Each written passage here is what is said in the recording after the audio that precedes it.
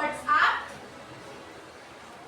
Okay, lahat ay nakakuha ng tamang sagot. So, pakitaas ang mga itlesa hanggang sa numero lang. Yan. Hanggang sa makaabot kayo sa taas. Okay. Next. Yan yung tamang sagot. So, next.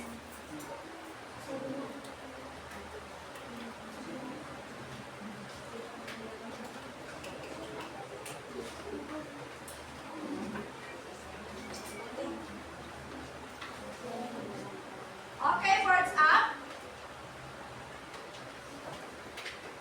Okay, lahat ay nakakuha ng tamang sagot. Ang seguridad, tama. Pakitaas ulit. Next ay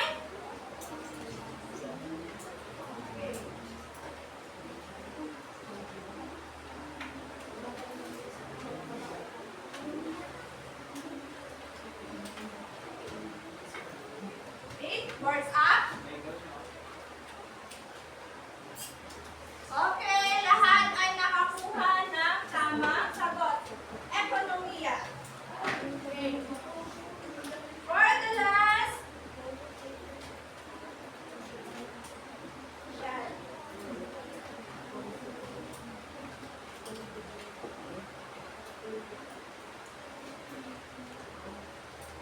Boards up. Political. Okay. So, ang grupo ni Clever ang hindi nagtaas ng whiteboard. So, sila yung walang sagot. Okay.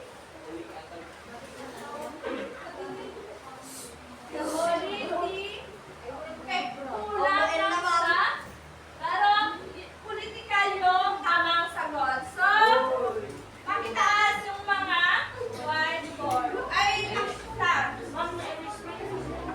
Flag? Oo, yung flag.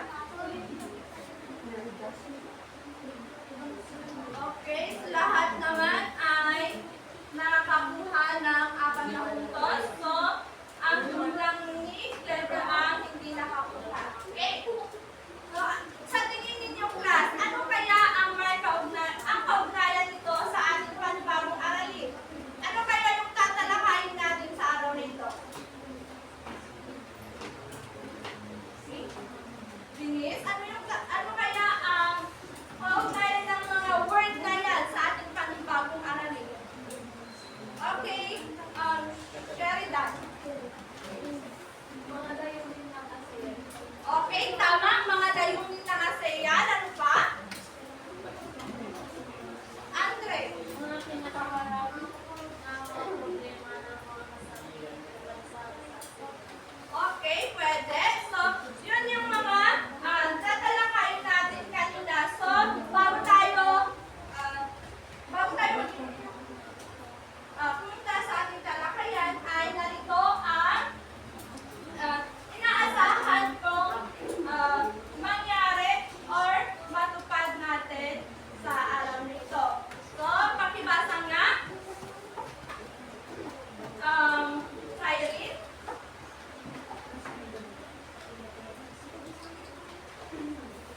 Okay, pakibasa.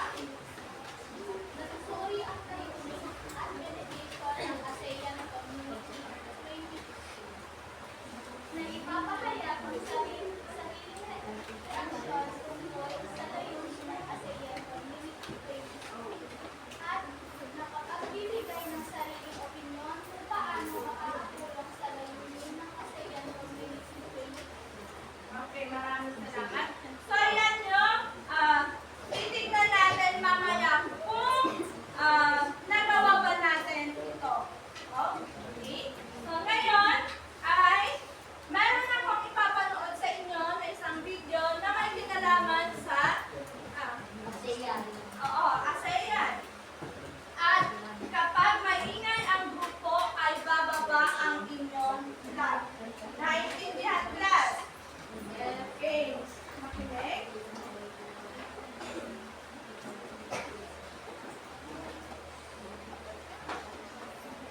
Pagtibayan ng ating samahan sa ASEAN. bilang isang pamilyang nagtutulungan at nagmamahalan. Alam niyo ba na ang ASEAN community ay parang isang bahay? Sinusuporta nito ng tatlong haligi na kung tawagin ay ASEAN Pillars. Ang unang pillar ay ang ASEAN Political Security Community. Sinisiguro nito na tayong mga batang ASEAN ay namumuhay sa isang komunidad na mapayapa. Ito ang dahilan kung bakit nabuo ang mga ASEAN Agreements at Declarations na nagpapanatiling nakaayusan sa ating lehiyon at magandang relasyon nating mga ASEAN citizens. Dahil dito, naproproteksyonan ng ating mga karapatan at teritoryo. Naiintindihan natin ang halaga ng payapang ugnayan para maiwasan ang mga alitaw. Nakasisiguro tayo na ang bawat isa ay nabubuhay ng masaya at malaya. Dahil ang ASEAN ay ating tahanan, mahalin natin ito at alagaan. Ang ikalawang pillar ay ang ASEAN Economic Rules. Layunin nito ang pagkakaroon ng ekonomiya ng buong ASEAN Union sa pagpapakilala nito bilang isang magandang lokasyon para sa kalakalan at negosyo. Magbubukas ito ng mga oportunidad at trabaho para sa mga mamamayan. At malaya tayong makakabisita sa 10 member states ng ASEAN. Gaganda ang turismo at angat ang buhay ng bawat tao. Maginhawa at mas maayos na buhay. Yan ang gusto ng ASEAN para sa ating lahat. Ang ikatlong pillar ay ang ASEAN Social Cultural Community. Layunin nito ang ipakilala ang ASEAN bilang isang rehiyon na nakasentro sa mga mamamayan. At para malaman natin na kahit tayo ay may pagkakaiba, tayo pa rin ay isa. Gaya ng ating pagtulong sa oras sa una. Ang pagmamahal natin sa ating pamilya at pagdaan sa nakatatanda. Ang mga pista at mga pagbiliw. Pagkahilig natin sa singing, sports, musika at iba pa. Tinatawag yan sa ating mga pagkakatulad na nagbubukod sa atin bilang isang pamilyang ASEAN. Bilang pagkakang Pilipino, masama tayo sa mas malaki sa mga Association of Southeast Asian Nations o ASEAN. Isang community of nations na pinangarap sa ASEAN Declaration noong 1967 ang nabuo noong 2015. So, ano yung layunin ng ASEAN community? Sino sa inyo ang makapagbibigay ng layunin ng ASEAN community? Okay? Sharidad? Magkaroon ng payapang Okay, tama. Magkaroon ng mapayapang lipunan. So, yun yung tungkol sa seguridad. So, sa tingin ninyo, class, epektibo ba ang layunin ng ASEAN na yun? Bakit ninyo nasabi na epektibo? Show! Epektibo ito dahil patuloy po itong nakikipagbalikan ng mga mundo at patuloy po sa kamindahan.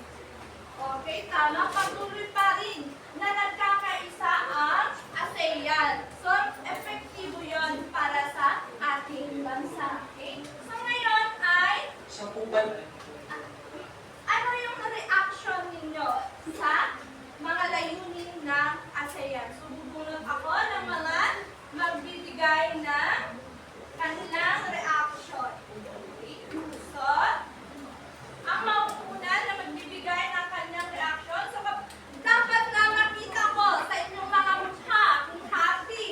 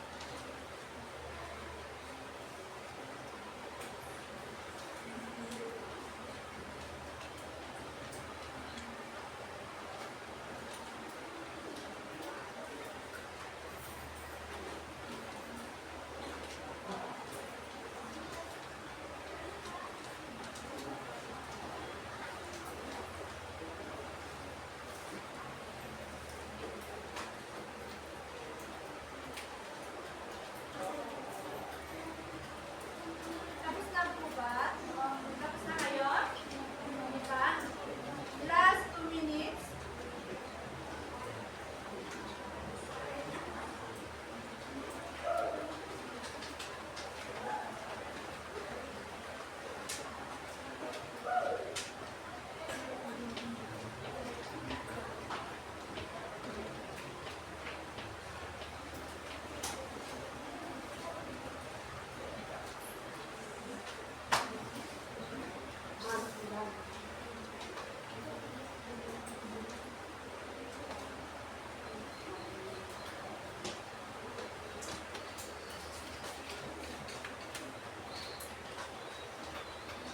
Okay, so i-check natin yung mga papel ninyo.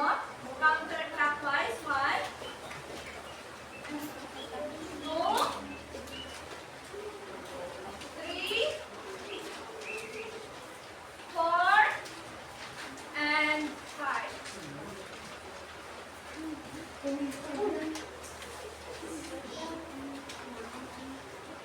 Okay, Courtney, pakibasa ang number 1 at ibigay ang tamang sagot.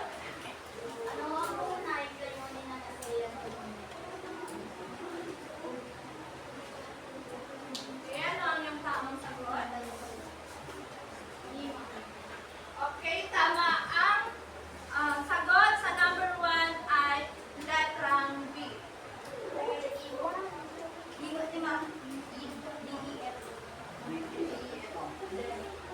Okay.